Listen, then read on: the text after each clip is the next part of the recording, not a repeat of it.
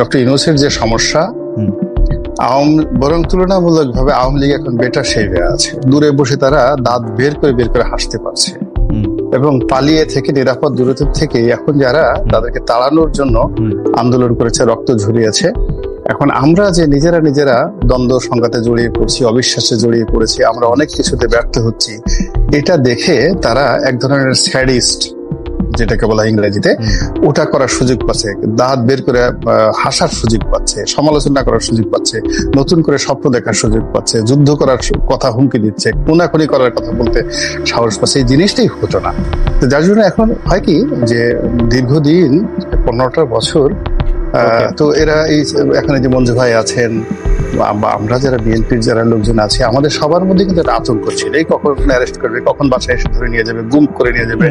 ফলে রাতারাতি আমাদের সবার ব্যাকবোনের মধ্যেই একটা পেইন কাজ করতো। আমাদের আসল ব্যাকবোনটা ছিল না, কিন্তু 7 তারিখের পরে দেখা গেল একটা লোহার তৈরি, স্টিলের একটা ব্যাকবোন তৈরি করে আমরা রয়্যাল বেঙ্গল টাইগার হওয়ার চেষ্টা করছি, কিন্তু সেটা আলটিমেটলি রয়্যাল বেঙ্গল টাইগার হওয়ার চেষ্টা করবে না। তবে জনাব গোলাম মাওলা রনি, মানে এটা খুবই ইন্টারেস্টিং। আপনি বলছেন যে তারা দূর থেকে হাসছে বা তারা দূর থেকে তাদের দাঁত দেখাচ্ছে, সেডিস্ট ভাবে তারা মজা নিচ্ছে।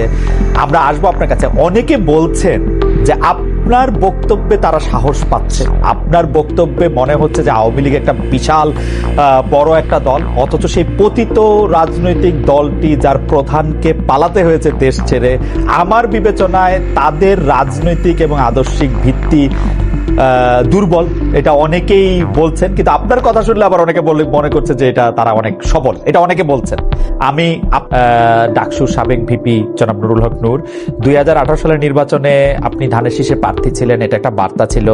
এর মাধ্যমে কি বিএনপি আপনাকে কোনো বার্তা দিল যে নূরকে সাহায্য করার জন্য ছাত্রদল যুবদলকে বলা হয়েছে? জি না, আমার আসলে স্থানীয় যে বিএনপি, জেলা বিএনপি বা উপজেলা বিএনপির সঙ্গে আমার আসলে কোনো যোগাযোগ নেই। 2018 সালে ওই যে নির্বাচন করে আমি আসছি, এরপর আমার কোনো যোগাযোগ নেই। ওখানে বিএনপির আর একজন প্রার্থী, মানে ওখানে মূলত আমার মামার শ্বশুর গত 4-5বার সেই ইলেকশন করেছে বিএনপির পক্ষ থেকে, তার পরিবর্তে আমাকে দেওয়া হয়েছিল। তো আমার মামার শ্বশুরের পরিবর্তে আমাকে দেওয়া হয়েছিল, কিন্তু আমার যে ইমিডিয়েট রানিং মেট আছে হ্যাঁ, তো ওখানে যেটা আছে সেটা হলো সেকেন্ড হাসান মামুন সাহেব নামক একজন ভদ্রলোক আছেন। মূলত তিনিও ওই বিগত নির্বাচনে আমাদের 3 জনকে মনোনয়ন দেওয়া হয়েছিল, আমাকে, হাসান মামুনকে আর শাহজাহান খান সাহেবকে। পরবর্তীতে বাকি 2টো উইথড্র করে আমারটা কনফার্ম করা হয়। এরপর আমি আর আসলে এলাকাতে যাইনি। এগুলো 1। 2 নম্বর হলো আমার সঙ্গে 2019 সনে একেবারে জানুয়ারি-ফেব্রুয়ারি মাসে জনাব তারেক রহমান সাহেবের সঙ্গে খোলামেলা দীর্ঘক্ষণ আলাপ আলোচনা হয়। তো উনি খুব অবাক হয়ে যে আমাকে জিজ্ঞাসা করলেন যে আপনি কেন আওয়ামী লীগ ছেড়ে বিএনপিতে আসলেন? এই কারণ হলো আওয়ামী লীগে তো আপনাকে সবাই ভালোবাসত, আমরা যতটুকু জানি শেখ হাসিনা, শেখ রেহানা খুব ভালোবাসত। আমি বললাম যে দেখুন, আসলে আমি আওয়ামী লীগ দ্বারা অপমানিত হয়েছি, এটা হলো মূল ব্যাপার। সেই আমি আসলে কোথাও অপমানিত হয়ে কোনো একটা দল করা বা সেই দল দাস হওয়া, এটা আমার আসলে প্রয়োজন নেই বা আমার এই ধরনের মানসিকতাটা নেই। I talk with him in 2019 একেবারে নির্বাচনের পরপরই। তো এইগুলো 1। 2 নম্বর হলো যে আমি বললাম যে এইবার আপনার এখানে আসছি, কেন আসছি আমি নিজেও জানি না, আপনি ডেকেছেন এই জন্য আসছি, অথবা আওয়ামী লীগ মনোনয়ন দেয়নি এই জন্য আসছি, হোয়াটএভার মেবি। এবং আমার আসলে বিএনপির কারোর সঙ্গে কোনো যোগাযোগ ছিল না। ওই সালেহ সাহেব নামে একজন সাংবাদিক আছেন ইত্তেফাকে, ল রিপোর্টার, উনি টেলিফোন করলেন, বললেন, তারপরে শেষে বললাম আচ্ছা ঠিক আছে, অসুবিধা নেই। 2-3 দিন ভাবলাম, এরপর বললাম ঠিক আছে, লেটস ট্রাই, অপরচুনিটি একবারই আসে, দেখি কি হয়। তো যা হোক, এরপরে গেলাম। তখন আমি তারেক রহমান সাহেবকে বলছিলাম যে it may be my last election. হ্যাঁ, আমি আমাকে নির্বাচনে নমিনেশন দিয়েছেন, এই পর্যন্তই আমি কৃতজ্ঞ এবং আপনার প্রতি সারা জীবন কৃতজ্ঞ থাকবো, কিন্তু এর বিনিময়ে আমি বিএনপি কোনো পদ চাই না, পদবি চাই না, এমনকি আগামীতে যে মনোনয়ন চাইবো আই এম নট শিওর। এটা কিন্তু আমি তাকে 2019 সনে জানিয়ে দিয়েছি। এখন সেই প্রেক্ষাপটটা আমি জানি, তারেক রহমান সাহেব জানেন, দলের হাইকমান্ড জানেন। এখন নুরুল সাহেব আছেন বা উপজেলা নির্বাচন আছে, এটা এখন আমি আসলে যেভাবে নিজেকে নিয়ে আমি চিন্তা করি বা আমি নিজেকে নিয়ে যেভাবে ব্যস্ত থাকি, মানে এবং আমার যারা সমালোচনা যারা করছেন, মানে আমাদের এদের চিন্তা চেতনা কর্মের মধ্যে, সফলতার মধ্যে এতটা পার্থক্য মানে মূল ব্যাপার হলো যে আমিও তাদেরকে বুঝতে পারি, বিকজ ওই বয়সটা ওই সময়টা আমার ছিল, কিন্তু আমার যে লেভেলটা, সেই লেভেলটা যারা গালাগালি করছে, যেখানে তো সবাই নেগেটিভ কথাবার্তা বলছে, তাদের কাছে মনে হচ্ছে বিএনপির দল করাটা একটা বিশাল ব্যাপার, একটা নমিনেশন পাওয়াটা বিশাল ব্যাপার, ইলেকশন করাটা বিশাল ব্যাপার।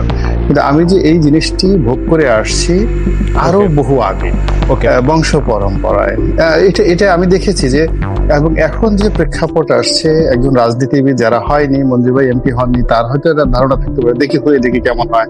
আমি তো হয়ে দেখেছি, এর মধ্যে নাথিং ইন্টারেস্টিং, এর মধ্যে কোনো ইন্টারেস্টিং নাই। একবার হলো 10 বার 20 বার হলো এই সমাজে সেই 71 থেকে এই পর্যন্ত কোন একজন সংসদ সদস্যকে মানে তার জীবনের দুর্ভোগ দুর্দশা, সেই তুলনায় যে সফলতা দেখে কেউ মানুষ আসবে। আমার এমনি অন্তত পক্ষে এমপিগিরি করা ছাড়া, তারপরে শেষে রাজনীতি করা ছাড়া আরো অন্তত 10টা ভালো কাজ আছে যেটা করে আমি সময় কাটাতে পারি।